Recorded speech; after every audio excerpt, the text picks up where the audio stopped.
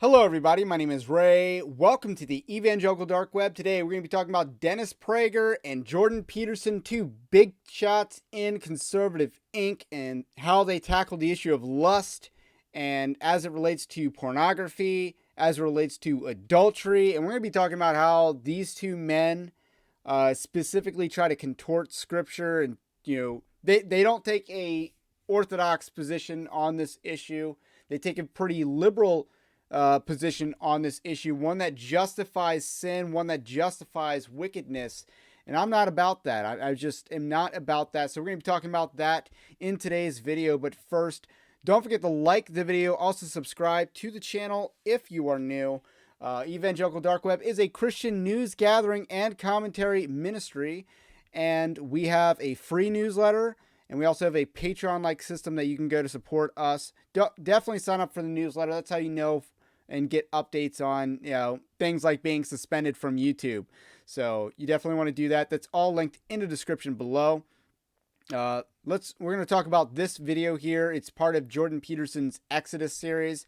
I find it pretty ironic, but not really ironic, but very much, it's kind of a signal in your face when, that he has 6.66 million subscribers on YouTube, and Jordan Peterson is not a Christian, and that's according to his daughter, who says that he wavers on the issue and stuff like that. So we did a live stream on Michaela Peterson, who I also don't think makes a credible profession of faith. She seems very apathetic to learning about Christianity, to learning about theology, to attending church.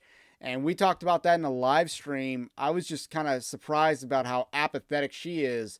And then she says that her father, Jordan Peterson, isn't, he is not a believer, which there's a lot of conflicting reports on that, but the daughter's words were from this year.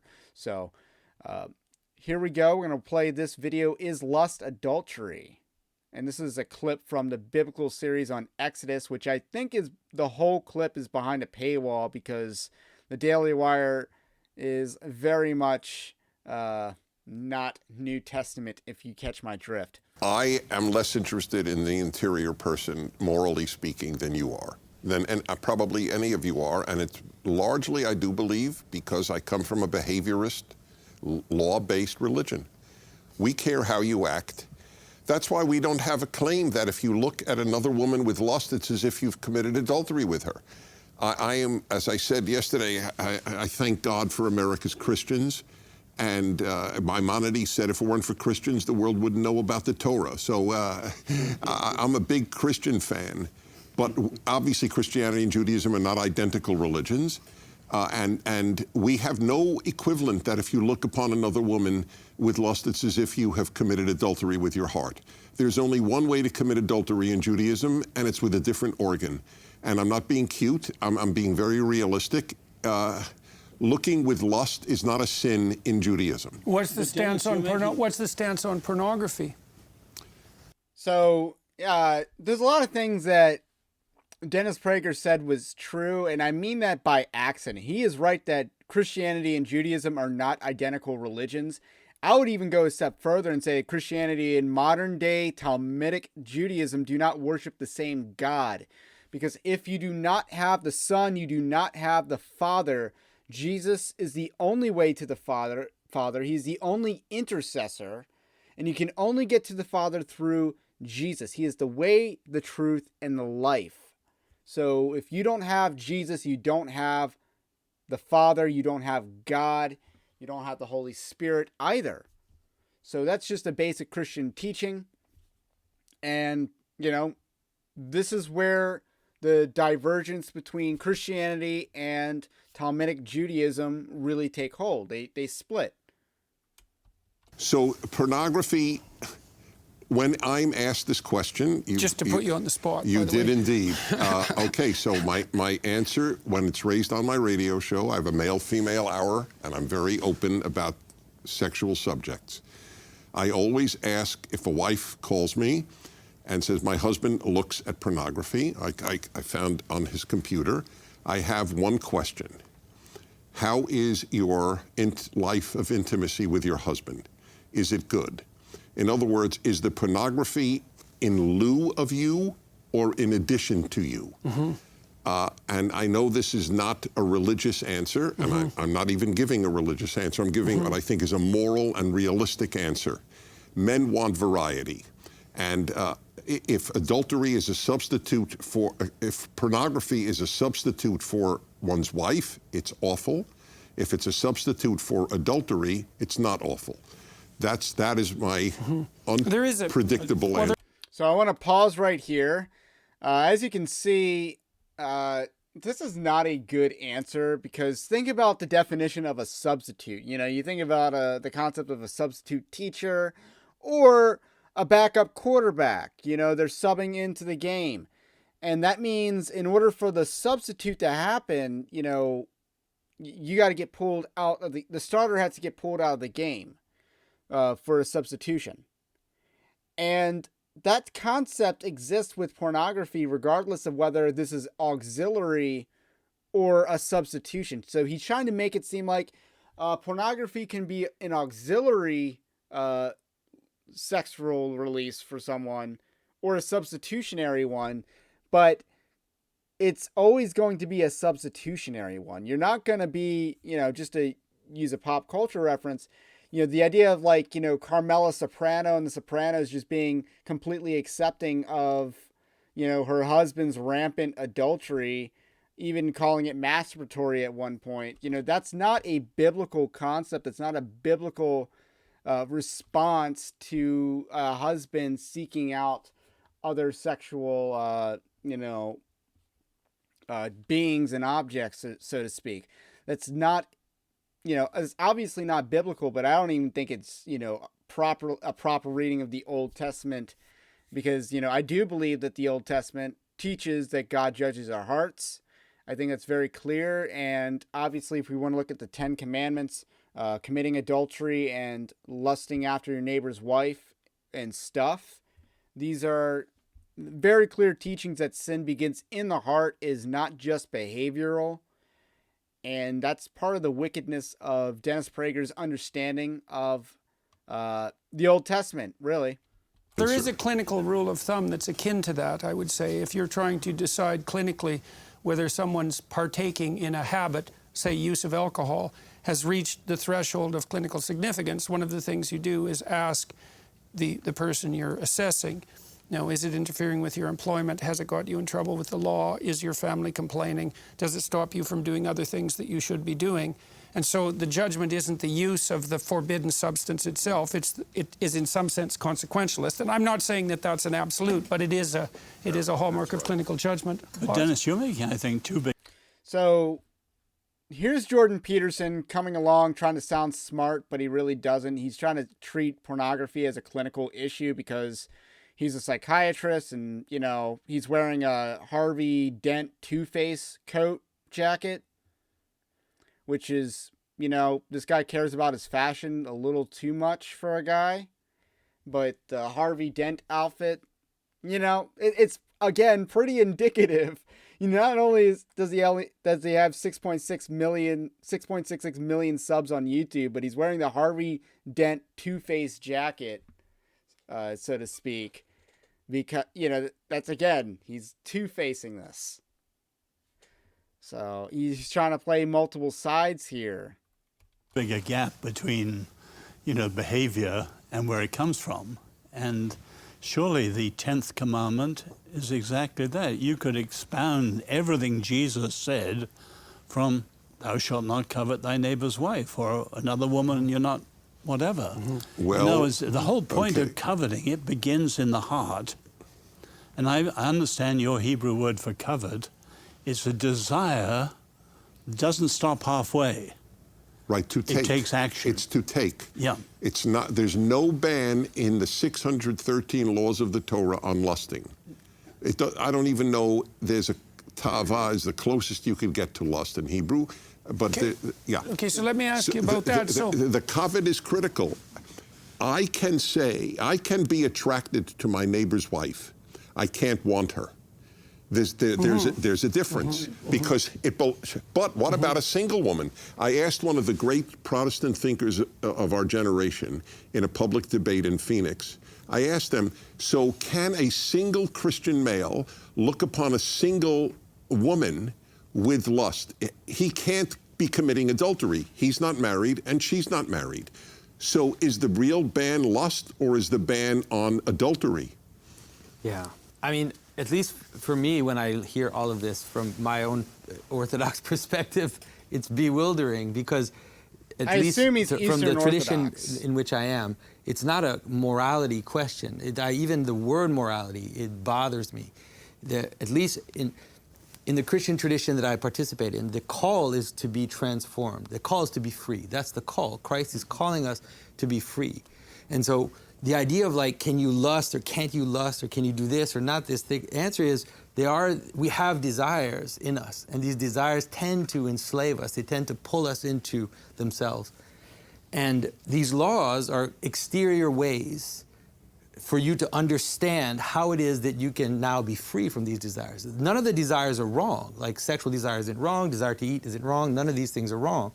The problem is when they capture you. The subordination. Right, and so it's not about like trying to figure out if I'm sinning or not sinning. Like if I go to confession, I ask forgiveness for all the sins I've done, voluntary and involuntary. It's like I'm sinning all the time, if you want to know. Like every all day long I'm sinning. But that's why you're so much fun. That's right, that's why I'm so much fun. But the idea is rather that to attend to my desires in the sense so that I'm not captured by them, so that I don't become obsessed, so that I don't fall into that.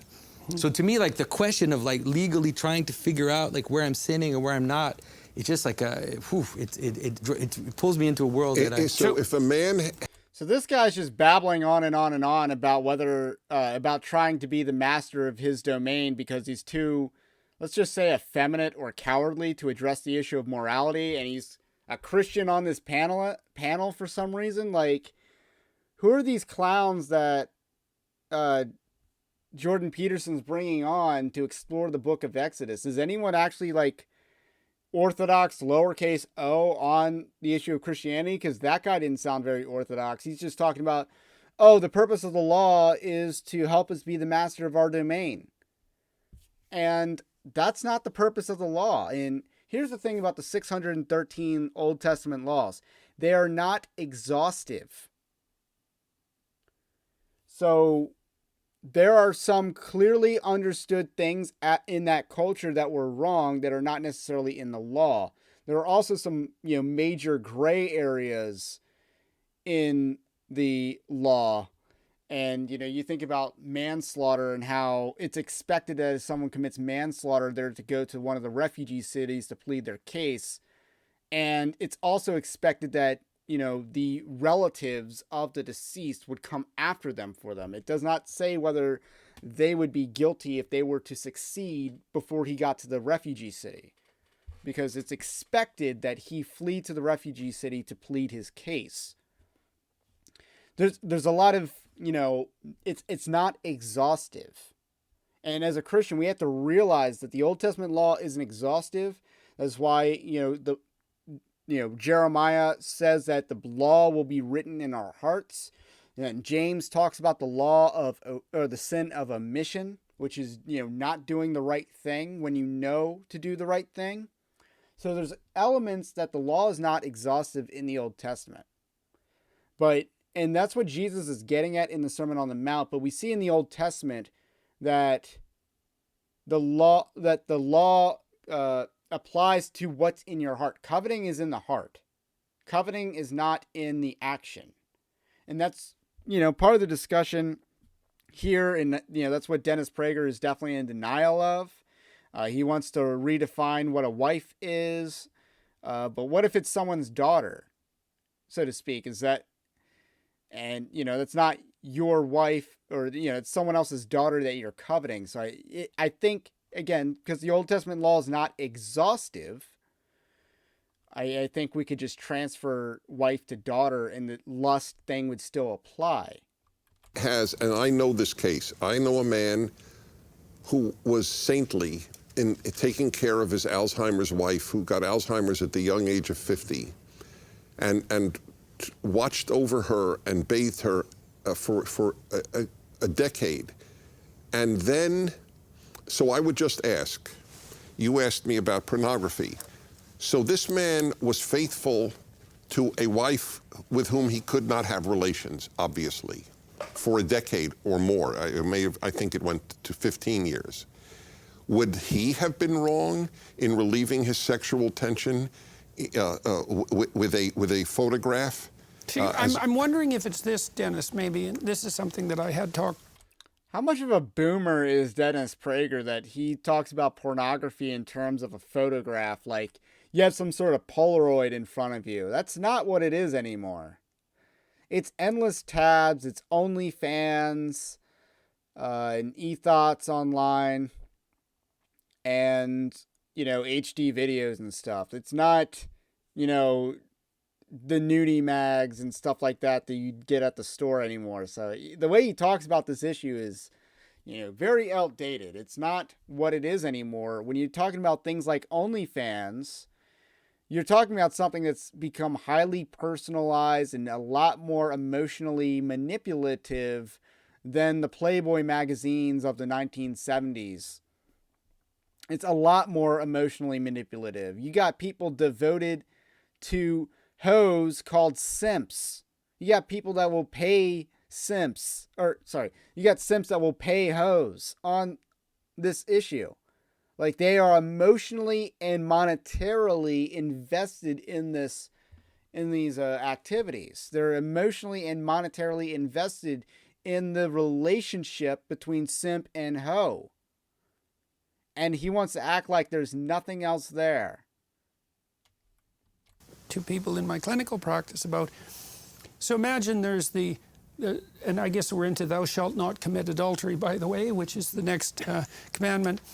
You can imagine an erotic image that compels sexual desire, and I think that's part of what we're discussing, the morality of that, or its potential to be an implement to the instantiation of an ideal. You can imagine a situation where your desire is to sleep with your neighbor's wife. You're not acting on it, but the reason you're not acting on it is because she doesn't want to sleep with you.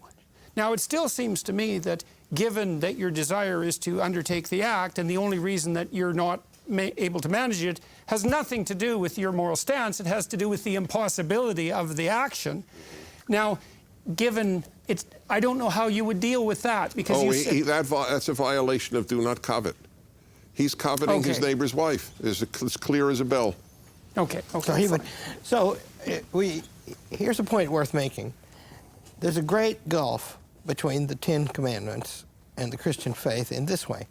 First of all, by the way, the Ten Commandments are painfully obvious, aren't they? Doesn't everybody know that before the tablets? But I had a great teacher. Most of my great teachers were Jews. Dennis will say maybe that's why I know. So is this another liberal theologian that Jordan Peterson brought on? I'm just wondering. There's a great gulf between Christianity and the Ten Commandments, is how he opened up with this. Things, but I wouldn't say that. I do. But there's a great man. He's dead now. His name was Harry Newman, and he styled himself a nihilist. And we would argue with him about that all the time, and he was a very, very learned man and a great teacher. And so sometimes when he wanted to put the point that he's a nihilist, he would say, I'm a non-practicing Orthodox Jew. Mm-hmm. Mm-hmm. And that emphasizes the point that it is a set of practices more than a set of beliefs, whereas Christianity is more a set of beliefs. Well, these four are beliefs, behaviors, aren't they? And they're pretty well universal. Yeah. Almost all societies would agree with these four, but thou shalt not covet is innovative. And I'm intrigued. You have René Girard, as you know, everything based on mimesis. In other words, we desire what other people desire. And I read Girard, the whole of American consumerism is based on mimesis, is it not?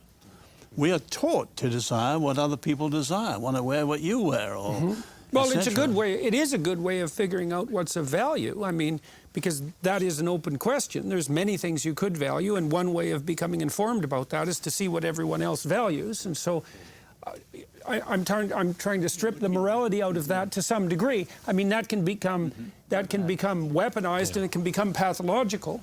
But so to go back to Larry's friend, I mean, or Larry's teacher, there's got to be, even if you're committing yourself to certain exterior practices or habits or behaviors on the basis of, say, commands, there's got to be some prior belief, prior commitment into the authority of the person or the source of these commands. So there's got to be some kind of... one question that emerged... Well, you've got to believe that they're... in society they wouldn't agree with those four. No, but, well, let's say it doesn't matter where the source of authority might come from. It might be one's conscience, that the nihilist is still going to accept that there is some degree... The nihilist who conforms to these behaviours is going to be acting on something, not nothing. I'd like to challenge Larry's supposition, just for the sake of discussion. This is almost the end, by the way. Are these self-evident? And I would say they're not exactly self-evident to psychopaths, right? So the self-evidence argument's a really interesting one, because you could add the psychopathy twist to all of these. It would be, well, thou shalt not kill unless you can get away with it, and it works in your favor. The same with adultery, the same with stealing. And the question there would be something like, well, why shouldn't I do this if I can get away with it? Like, was that part at the end about psychopathy, relevant or germane to the discussion? Probably not. Probably not, but we get a good picture of, Dennis Prager. And to me, I think he's a coomer trying to justify his behavior by trying to say that lust and pornography are not behaviors, and therefore is okay in the Jewish sense. And Jordan Peterson had a lot of people who, no one really presented themselves as a believer on this issue. And I'm just going to be pretty honest about that. And, you'd think, no, you wouldn't think. I'm messing around. You would not think that the Daily Wire would bring on a Christian perspective to study Genesis and Exodus or whatever. But there we are. That I didn't see a Christian perspective on that panel of 6 people, and no one really wanted to really go to town on what the Bible says on this issue. I don't get it. Dennis Prager's argument was weak from an Old Testament standpoint, and his understanding of pornography is also pretty outdated, and I don't know, all this tech stuff that he's into, and he's just such a boomer on this issue. And how he wants to parse words about what desire is. I think, Jesus got it right. And I don't think Jesus contradicts the Old Testament. And I also think the Old Testament's not exhaustive. So a lot of what this video boils down to is that Jews do not believe that, they believe that their religion is behaviors, but then they don't, really follow those behaviors in real life. Let's just be quite honest about that. So towards the end, they're getting to a discussion, well, these beliefs are rooted in some sort of, or these behaviors are rooted in some sort of belief in some sort of authority. So what is that authority? And that's a good question. What is the authority? Is it tradition? Is it text and scriptures? Is it, a belief in a God? I don't know the answer to that. But then you look into the fact of, who's behind a lot of the big time pornography websites, and, who are some of the big players in the porn industry. And, there's some, some answers there. So a lot of stuff in this video, but what there wasn't was a real clear biblical perspective presented, in Jordan Peterson's panel to answer this issue about lust or concupiscence, which is the fancier word, which Jesus so clearly articulates in the New Testament, how no one could really, combine that to the Old Testament. Because again, I think, coveting is pretty clear. I think the law is written on our hearts, which is a New Testament or a New Covenant promise. And then the idea that Jesus judges our hearts is taught all through the Old Testament. I think it's pretty clear in the Old Testament that salvation is not works-based. That is a very clear teaching in the Old Testament that works do not save. Behavior does not save. That is a crystal clear teaching in the Old Testament if you've read it. So that's really all I got to say about that in today's video. Don't forget to like the video, also subscribe to the channel if you're new. Have a blessed day, and I will catch you on the next one.